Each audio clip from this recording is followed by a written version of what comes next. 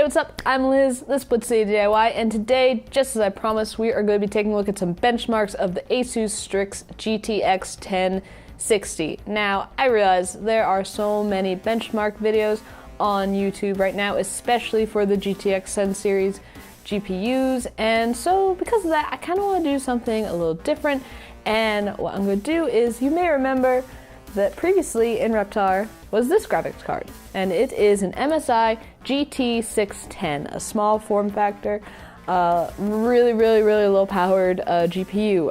GPUs like that tend to get shunned in the PC building community. People say they're worthless, they're terrible. I agree they're not great, but it's just a way to not be using the internal graphics on your CPU, which can actually eat up a lot of RAM, which is kind of an unexpected side effect of relying on that. So I thought it would be fun to, in addition to benchmarking the GTX 1060, to also benchmark the GT610 just to see what was up with it. Now, how I started with the benchmarks, I first did some synthetic benchmarks, your typical Unigine Heaven, the Cinebench, Time Spy, and then I also did some gaming benchmarks, but some untraditional games. I did Sims 4, Rocket League, Project Cars, and No Man's Sky. And the way that I benchmarked all the games was through Fraps, the free thing that counts a little number of frames in the corner, and it will give you a minimum, maximum, and average in a little Excel spreadsheet afterwards. Very convenient. One thing I do want to mention about this version of the Asus Strix GTX 1060 is not the overclocked version, and I have not overclocked my card yet. These are the stock frequencies and the stock results that you're going to be seeing. And I am going to be overclocking in the future. I will do a separate video on that because it will actually be my first time overclocking, and I want to document it kind of from a first time overclocker perspective. The Asus card in particular is really awesome for overclocking because it has the 8-pin power connector, unlike most GTX 1060s, which only have the 6-pin, so you're getting some extra juice. Also, that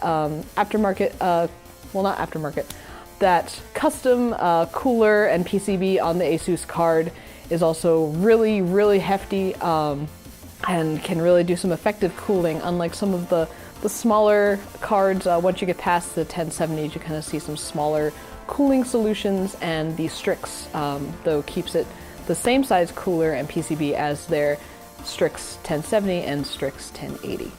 And now one final thing I want to mention is the resolution.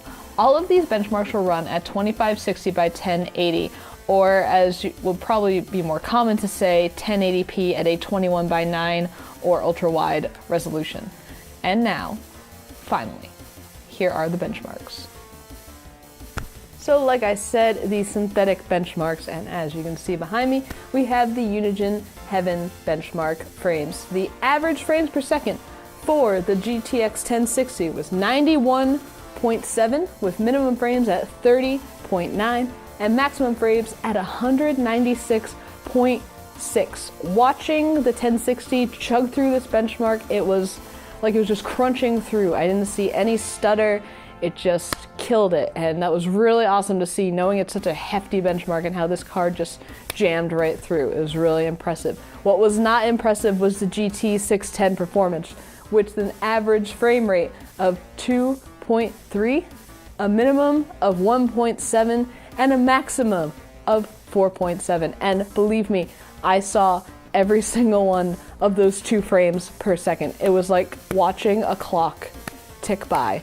It was rough, but it didn't crash. It made it through, and I have to give this tiny little sad little card credit for killing it and getting through at its own pace. It got through, and we have to reward it for that. Now, the score for Unigine Heaven for the GTX 1060 was 2310, which I thought was a very respectable score. What was a really sad score was the GT610 at 58. Next synthetic benchmark was 3D Mark Time Spy. I was using the free version. I do want to point that out because I'm not going to be benchmarking a lot, so I don't want to pay for the benchmark. But the graphic score for the GTX 1060 was 4017. I watch all the benchmark videos that the big guys do, and seeing my card being able to perform at a similar level to those reviews is like really awesome. Like, it's just really great. And just really further hit home how powerful this card is and how awesome it is. A funny story about the GT610. I have the results as not applicable. That is because the benchmark would not run. It just wouldn't run.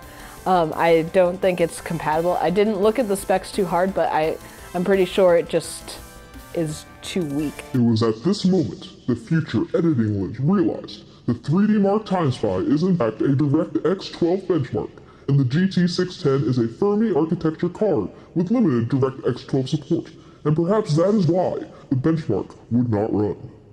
Next was Cinebench 15. Using the OpenGL benchmark, the Asus Strix scored a total 112.66 frames per second, which I thought was very impressive. That was again another one where it went through the benchmark and didn't see any stutters. It was really awesome to watch. The GT610 was 16.15, but again, it at least ran. That's nice. But that was probably the best. That was the best synthetic benchmark for the GT610. Yeah, that was the best one. And now we move on to the gaming benchmarks. Project Cars with an average frame rate of 133. Now, the way that I did the Fraps benchmark on this was I did it just during a race. As soon as we got to the starting line, I started the benchmark. As soon as the race ended, I stopped the benchmark. And so it was 133 frames per second on average, minimum 76, and maximum 188. I was really impressed with that score. And also, because I'm also playing on a 21:9, it's just so immersive, and with those high frame rates, it really makes it an incredible gaming experience. What was not an incredible game experience was the GT610. At first, I had hopes because I was seeing the frame counter up in the corner for the menus as normal, and I was like, oh, we might be okay. Then I started racing, and it had an average frame rate of 4.72, a minimum of 2, and a max of 8. It was unplayable. I started and I was going along, and all of a sudden I took a turn and the game didn't keep up with me, and I flipped the car and then I couldn't reverse. It was actually really terrifying. It was a literal car wreck. It was awful. And I just had to escape. It was really bad. I couldn't get my car to get out of whatever terrible position it got into. Next one, No Man's Sky. A very controversial game, but I have had eyes for it since it dropped. The art alone just makes me swoon. And so far, I really like it. I haven't played it enough to give it a full review, but so far, I'm enjoying it, and I will be doing a video no matter what my opinion ends up being, just to put my opinion out there, because right now I'm really enjoying it. The 1060 performs really well with it as far as the exploration goes, with an average frame rate of 57.35, minimum frame rate of 29, and maximum frame rate of 62. I don't notice any stutters for all of the landscape, which is huge. It's so vast. You think about all the stuff it has to create, and the textures and the animals that are running around and everything. So really awesome game to look at so far and play. I'm enjoying it, and 1060 performs quite well with it. What did not perform well with it was the GT610. I know, we're shocked. A average frame rate of 2.58, a minimum frame rate of 0, and a maximum frame rate of 6. I had a lot of trouble with No Man's Sky with this card. It wouldn't load a couple times. It would just loop through the, when No Man's Sky starts up, you get this menu where you're just kind of going through almost kind of 2001 Space Odyssey style screens where it's like colorful space and you're like going through. It's really pretty. Not pretty enough to stare at for 15 minutes, which is how long it rolled twice when I tried to start up the game with it. And it would just say textures loading, and this was after I'd lowered the effects down to super low settings. I did finally get to open once, and I got to my save point, and it was a really bad version of Cloverfield. I'd be looking at the ceiling of my ship at one point, and then I'd be suddenly looking down and then out. It was almost nausea inducing. And that's, once I got into the game, that's when I started benchmarking. So that's what those benchmarks are from, is from that session. And I had to, much like Project Cars, I had to just escape. just get me out of there. Next game was The Sims 4, which I don't think is a game that really gets benchmarked much, but I love the Sims series. I've been playing since the original Sims in the 90s when I was but a young pup, and I've been playing all the way through. I finally got my hands on The Sims 4. It does not disappoint. It's awesome. I love it. And I've always played it on like a dinky laptop before. Now I'm playing on a full-size desktop with the GTX 1060, and it is magical. I can play on ultra settings with nothing turned down. And it is a dream. I'm used to lowering everything and making sure there's no textures and turning off all the outside effects and everything. But the 1060 just blasts right through it. It has an average frame rate on ultra settings of 100.77 frames per second. Minimum frames 62. Maximum frames 157.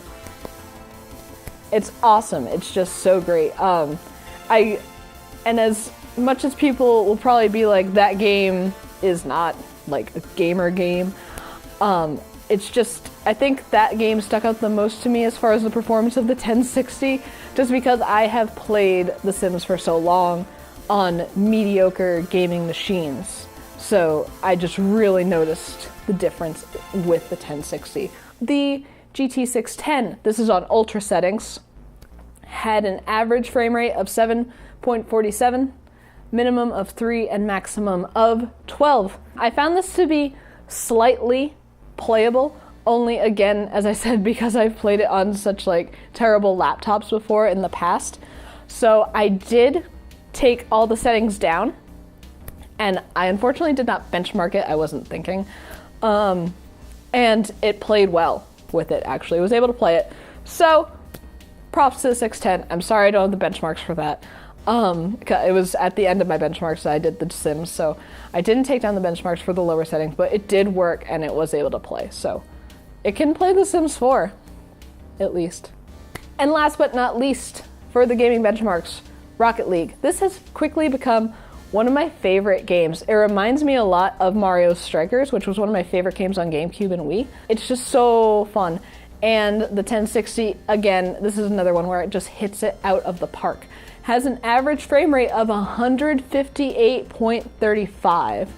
Minimum frame rate of 12. I'm not sure what happened there. That might be a glitch, but every time I ran the benchmark, I was getting a low frame rate. And the way that I benchmarked Rocket League was I was doing exhibition games, and when the game would start, I would start the benchmark. And then again, when the game would end, I'd end the benchmark. So I did get that every time. I had a maximum frame rate, though, of 220, which the game itself has a maximum ceiling of 250, so not bad. And again, with the 21:9 monitor paired with 1060 performance, it's super immersive, or at least as immersive as a game where you're driving a race car and hitting a soccer ball around can be. It's just really awesome performance, really great. The GT610, I put this on low settings to run the benchmark and played through a game. Had an average frame rate of 18.32, minimum frame rate of 3, and maximum frame rate of 26. I actually found this to be playable. Now, it was hard to wrap my head around the fact that I had seen the high performance of 1060 before, and then I was playing this, and I did obviously notice a difference. A big difference, but it was playable. I was able to play, and that kind of brings me to one of my points about this. Although it was kind of in jest to do these benchmarks on the 610, it's at the end of the day a super budget card, right? And I think more casual gamers are going to be playing games like Sims 4, Rocket League, and they're going to be looking for a card that is super budget, sub $100. They aren't going to be looking to pay for the GTX 10 series cards. So although I wouldn't recommend necessarily this one, there are other super budget options, and the fact that this card can run those two games at a playable rate shows you that there is a place for these types of cards. Although the enthusiasts may not have a taste for them, there is an audience that wants something like this just to be able to play your casual games at an affordable price.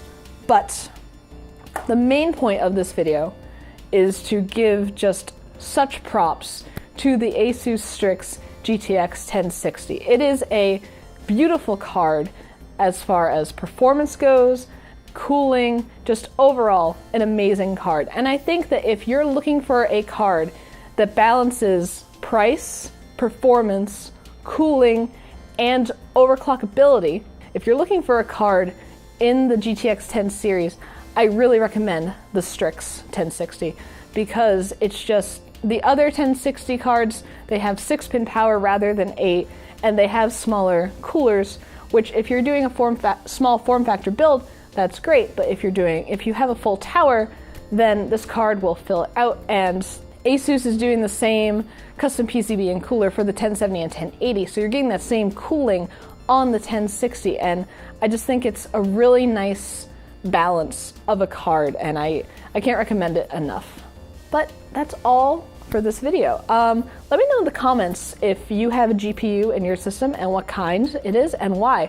I think that probably the most personal choice in a computer build is the GPU, because there's just so many options and so many reasons to have a GPU in your system. I mean, this was kind of an NVIDIA focused video, but that's only because I've never even seen an AMD card.